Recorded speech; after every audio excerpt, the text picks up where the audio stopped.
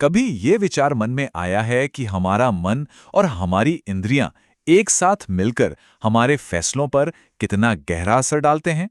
आज हम एक प्राचीन श्लोक की मदद से इसी गहरे सवाल को समझने की कोशिश करेंगे। तो चलिए शुरू करते हैं। इस श्लोक में एक बहुत ही जबरदस्त रूपक है। इसमें हमारे मन की तुलना पानी में तैरती एक नाव से की गई है। सोचिए, जैसे तेज हवा उस नाव को उसके रास्ते से भटका सकती है, ठीक वैसे ही हमारी कोई एक इंद्रिय भी अगर भटक जाए तो वो हमारी पूरी बुद्धि को रास्ते से भटका सकती है। ये हमारे अंदर चलने वाले संघर्ष को बिल्कुल साफ साफ दिखाता है। तो इस रूपक को, इस एनालॉजी को और बेहतर ढंग से समझने के लिए चलिए इसके 3 मुख्य हिस्सों को अलग अलग करके देखते हैं: मन, इंद्रियां और बुद्धि, और ये भी कि ये तीनों आपस में जुड़े कैसे हैं। तो सबसे पहले मन। मन क्या है? इस संदर्भ में मन वो है जो हमारी इंद्रियों से जाकर जुड़ जाता है। वो लगातार बाहरी दुनिया की चीज़ों के पीछे, मतलब जो हम देखते हैं, सुनते हैं या महसूस करते हैं, उनके पीछे भागता रहता है, भटकता रहता है। और इंद्रियां क्या है? वो एक तरह से माध्यम है। वो दरवाजे हैं जिनसे मन बाहरी दुनिया के सुख और दुख का अनुभव करता है। वही तो मन को दुनिया की चीज़ों से जोड़ती हैं। और अंत में आती है बुद्धि।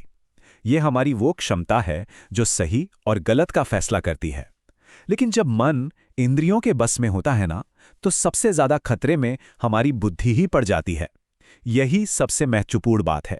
पर ये जो अंदरूनी संघर्ष है, ये सिर्फ एक इंद्रिय तक ही नहीं है। नहीं, ये एक बहुत बड़ी और लगातार चलने वाली चुनौती है जिसका हम सभी सामना करते हैं। आइए समझते हैं कि ये कितनी बड़ी है। ये जो 10 का आंकड़ा है, ये हमारी 10 इंद्रियों को दिखाता है। देखिए, मनुष्य के पास 5 ज्ञानेंद्रियां होती हैं: आंख, कान, नाक, जीभ और त्वचा, और 5 होती हैं कर्मेंद्रियां: हाथ, पैर, वाणी और बाकी के अंग।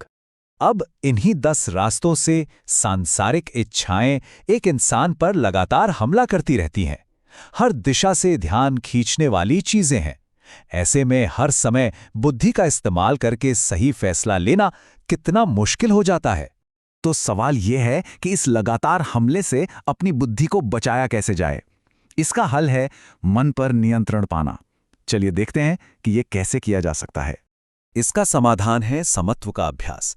इसका सीधा सा मतलब है दुनिया के सुख और दुख में एक जैसा संतुलित भाव रखना।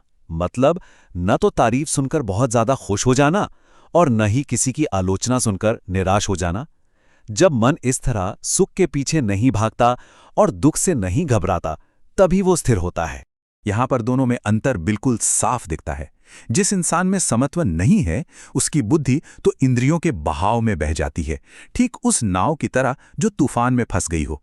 दूसरी तरफ जो व्यक्ति समत्व का अभ्यास करता है, उसका मन शांत रहता है, नियंत्रण में रहता है, और इसलिए उसकी बुद्धि भी सुरक्षित रहती है। तो अंत में ये सवाल हम सबके लिए है।